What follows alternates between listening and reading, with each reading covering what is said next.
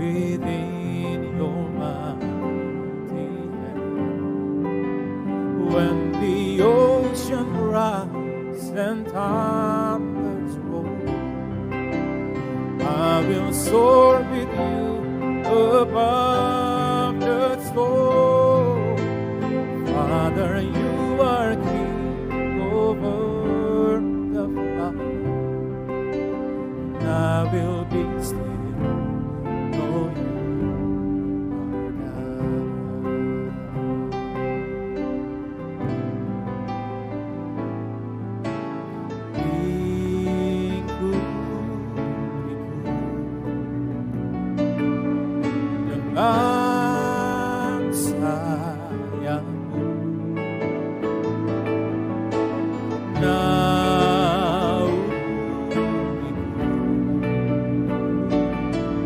Dengan kuasa-Mu di saat badai bergelora,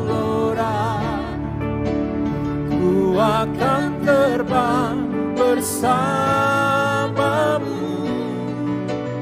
Bapa, Kau Raja atas semesta, ku tenang sebab Kau Allahku.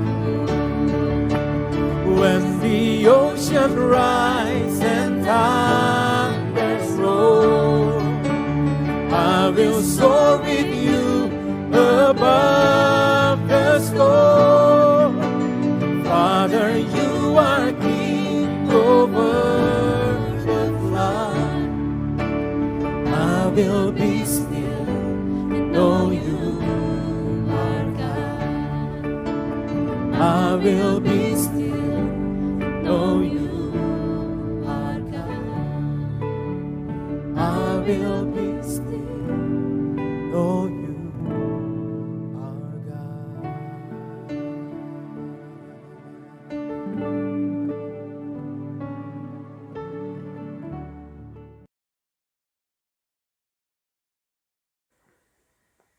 Selamat pagi jemaat yang dikasihi Tuhan. Saya berdoa agar saudara semua dalam keadaan sehat-sehat selalu dan aman dalam perlindungan Tuhan. Pagi hari ini kita akan merenungkan firman Tuhan dari 1 Petrus 2 ayat 21 sampai 24 saya akan bacakan. Sebab untuk itulah kamu dipanggil, karena Kristus pun telah menderita untuk kamu, dan telah meninggalkan teladan bagimu, supaya kamu mengikuti jejaknya. Ia tidak berbuat dosa dan tipu tidak ada dalam mulutnya. Ketika ia dicaci maki, ia tidak membalas dengan mencaci maki. Ketika ia menderita, ia tidak mengancam, tetapi ia menyerahkannya kepada Dia yang menghakimi dengan adil. Ia sendiri telah memikul dosa kita di dalam tubuhnya di kayu salib, supaya kita yang telah mati terhadap dosa hidup untuk kebenaran. Oleh bilur-bilurnya kamu telah sembuh. Mari kita berdoa. Bapa di surga yang mulia, terima kasih untuk hari yang baik yang Kau jadikan. Kami berdoa, memohon Roh Kudus pimpin kami untuk mengerti, mengenal firman-Mu dengan benar, agar firman-Mu ini mengubahkan kehidupan kami dalam nama Tuhan Yesus Kristus. Amin. Amin. Saudara, kita sudah masuk dalam kira-kira minggu keempat ya, dalam masa-masa kita berdiam diri di rumah. Sudah 3 kali hari Minggu kita tidak kebaktian. Nah, dalam masa-masa ini semakin kesini semakin kita banyak mendengar berita-berita buruk melalui TV, radio, atau sosial media tentang penyebaran COVID-19 ini. Semakin kita banyak mendengar berita, semakin kita takut, semakin cemas, semakin mencekam, semakin gelisah, semakin khawatir. Namun pada pagi hari ini saya ada kabar baik untuk saudara, untuk kita semua. Kita ada dalam minggu suci, kita ada dalam minggu memperingati kematian Yesus di kayu salib, peristiwa kebangkitan Yesus. Saudara, saya mau sampaikan kabar baik ini kepada saudara pada pagi hari ini. Berdasarkan ayat ini, ada 3 kabar baik yang kita mau dengar. Yang pertama, dalam ayat 21, kita dipanggil untuk menderita karena berbuat baik. Saudara, kita dipanggil untuk kita ikut menderita.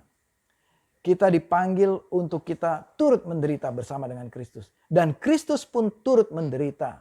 Dan Kristus telah lebih dahulu menderita untuk saudara dan saya. Dan telah meninggalkan teladan bagi kita supaya kita mengikuti jejaknya. Saudara, karena Kristus juga menderita bagi kita. Artinya kita tidak sendirian. Yesus ikut merasakan penderitaan kita. Dan Yesus memberikan teladannya bagi penderitaan kita. Yaitu bagaimana Yesus merespon akan penderitaan itu. Bagaimana Yesus menghadapi penderitaan yang ia alami 2000 tahun yang lalu. Nah, kita perlu mengikuti jejaknya. Mengikuti respon apa yang Yesus lakukan. Apa tindakannya. Bagaimana dia di dalam penderitaan itu. Nah, di mana ayat 22, bagaimana respon Tuhan. Dalam keadaannya sebagai manusia, Yesus tidak berbuat dosa dan tidak ada tipu dalam mulutnya. Ketika Yesus dicaci maki, ia tidak membalas. Ketika Yesus dicaci maki, dia tidak ikut mencaci maki. Yesus ketika ia menderita, dia tidak mengancam. Dia tidak membalas. Dan dia menyerahkan semuanya kepada Allah Bapa di surga yang menghakimi dengan adil. Nah, berapa banyak orang di seluruh dunia ini yang ketika dalam penderitaan berbuat atau melakukan dosa dalam perbuatan dan dalam perkataannya, yaitu dia mengeluh kesah, ada keluh kesah, komplain, marah, mengancam, mengutuki, ya, dan lain sebagainya, respon yang negatif yang timbul dari semua umat manusia dalam penderitaannya. Justru bahkan meninggalkan Tuhan. Tapi apa yang teladan apa yang Yesus ajarkan kepada kita semua pada pagi hari ini. Yesus memberikan teladan yang baik. Ia tidak berbuat dosa. Ia meresponi penderitaan ini dengan tidak berdosa, dengan tidak ada tipu dalam mulutnya. Tidak membalas dengan caci maki. Ia tidak mengancam siapapun juga. Melainkan menyerahkan semuanya kepada Tuhan. Karena Yesus tahu Allahnya ada, Bapa adalah Bapa yang adil. Allah Bapa adalah Allah yang adil. Dia adalah Allah yang membela saudara dan saya. Kabar baik yang kedua, di ayat ke-24. Dikatakan Kristus sendiri telah memikul dosa kita dalam tubuhnya di kayu salib. Dikatakan Kristus sendiri. Berarti dia sendiri yang mati di kayu salib, bukan orang lain. Dia tidak memakai peran pengganti. Kalau dalam film action, banyak aktor-aktor dalam action-action tertentu yang berbahaya, dia memakai stuntman ya untuk menggantikan peran yang berbahaya itu. Tapi Yesus Kristus dikatakan ia sendiri, Yesus sendiri yang mati di kayu salib. Dia sendiri yang pikul dosa kita, saudara dan saya. Dia memikulnya di dalam tubuhnya di kayu salib untuk saudara dan saya. Berarti semua dosa kita ditanggung oleh Yesus di kayu salib. Yesuslah yang melunasinya. Yesuslah yang menebus kita, dosa kita. Yesus yang menanggung semuanya. Setiap pelanggaran dosa kita. Supaya kita, ketika kita mati terhadap dosa kita, kita hidup untuk dibenarkan. Yang ketiga, kabar baik yang ketiga. Oleh bilur-bilurnya. Di ayat 24 dikatakan oleh bilur-bilurnya. By his stripes, by his wounds, we are healed. Kita disembuhkan. Oleh luka, oleh sayatan di dalam di tubuhnya. Oleh cambuk yang merobek kulitnya, dagingnya. Oleh luka itu yang berdarah-darah. Oleh luka penderitaan Yesus itu. Tubuhnya yang tercabik-cabik. Oleh kejadian itu, oleh luka itu kita telah sembuh. Janji Tuhan, kita telah sembuh. Dikatakan kita telah sembuh oleh karena pengorbanan Yesus di kayu salib. Nah, kita telah menerima kabar baik ini, yaitu janjinya. Janji akan teladan dan kekuatan dalam melewati mengalami penderitaan.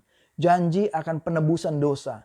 Janji akan keselamatan. Janji akan hidup yang kekal. Janji akan kesembuhan bagi kita semua. Dalam 2 Petrus 3 ayat 9 dikatakan Tuhan tidak lalai menepati janjinya. Sekalipun ada orang yang menganggapnya sebagai kelalaian, tetapi ia sabar terhadap kamu karena ia menghendaki supaya jangan ada yang binasa, melainkan supaya semua orang berbalik dan bertobat. Kata lalai saya lihat di dalam Kamus Besar Bahasa Indonesia berarti lupa atau berlambat-lambat atau telat atau luput dari perhatian. Manusia bisa lupa, manusia bisa terlambat atau berlambat-lambat. Bahkan dalam terjemahan bahasa Inggris dikatakan slow. Manusia bisa luput dari perhatian. Tetapi Tuhan mengatakan Tuhan tidak lalai menepati janjinya. Dialah Allah yang sempurna, yang memenuhi janjinya bagi kita. Dia tidak akan lupa apa yang dia janjikan kepada kita, umatnya. Saudara, Tuhan Yesus mengasihi saudara. Adalah kerinduan hati Tuhan supaya semua orang berbalik dan bertobat. Supaya saudara dan saya juga mengambil bagian di dalam kerajaan surga bersama-sama dengan Dia. Itu adalah kerinduan hati Tuhan, yaitu untuk kita menerima Dia, berbalik dan bertobat dan untuk diselamatkan. Ini kabar baik untuk kita. Nah, kabar mana yang kita percaya sekarang? Kabar buruk atau kabar baik? Saya percaya kita semua mau menerima kabar baik ini. Apakah saudara mau menerima kabar baik ini? Yaitu kabar bahwa Yesus telah mati di kayu salib untuk menebus dosa saudara. Yaitu kabar bahwa Yesus telah menanggung, memikul dosa kita. Kabar bahwa Yesus telah menderita, turut merasakan penderitaan kita. Itu kabar baik bahwa oleh bilur-bilurnya ada janji kesembuhan buat kita. Sehingga barang siapa yang percaya kepada Yesus Kristus dan menerimanya, menerima Yesus Kristus sebagai Tuhan dan Juru Selamatnya, akan menerima karunia hidup yang kekal bersama dengan Dia di surga. Yesus telah melakukannya untuk saudara. Janjinya adalah untuk saudara secara pribadi. Dia telah mati di kayu salib untuk saudara secara pribadi. Nah, di momen ini, renungan pagi hari ini, mari kita renungkan. Saya mau mengajak saudara, bila saudara mau membuka hatimu dan menjadikan Yesus Kristus sebagai Tuhan dan percaya menerima kabar baik ini, menjadikan Yesus sebagai Juru Selamat, sebagai Tuhan kita, Tuhan saudara secara pribadi, maka janji ini bagi saudara dan saya, bagi saudara, janji keselamatan hidup yang kekal, Tuhan menebus dosa saudara. Mari bagi saudara yang mau menerima, saudara bisa berdoa bersama-sama dengan saya pada saat ini. Mari kita berdoa. Bapa di surga, aku berdoa mengucap syukur atas pengorbanan Yesus di kayu salib. Aku mau membuka hatiku untuk menerima Yesus Kristus sebagai Tuhan dan Juru Selamat. Aku secara pribadi.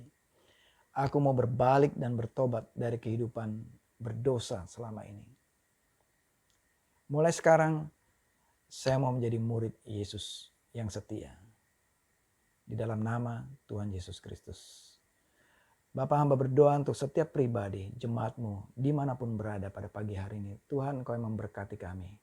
Tuhan, Engkau yang memimpin kami. Tuhan, Engkau yang telah berjanji dan Tuhan akan menepati, menggenapi bagi kami. Kami menerima kabar sukacita, kabar baik ini. Biarlah di minggu yang baik ini kami memperingati kematian Yesus di kayu salib. Biarlah ini menjadi sesuatu yang berarti bagi kami. Secara personal, kami menerima, percaya bahwa Tuhan Yesus telah mati di kayu salib dan menebus dosa kami. Untuk itu kami percaya kepada Engkau Tuhan. Percaya kepada Tuhan Yesus Kristus yang adalah Juru Selamat dan Tuhan kami. Di dalam nama Tuhan Yesus Kristus kami telah berdoa. Haleluya. Amin. Amin. Selamat beraktivitas Bapak Ibu Saudara. Tuhan Yesus memberkati.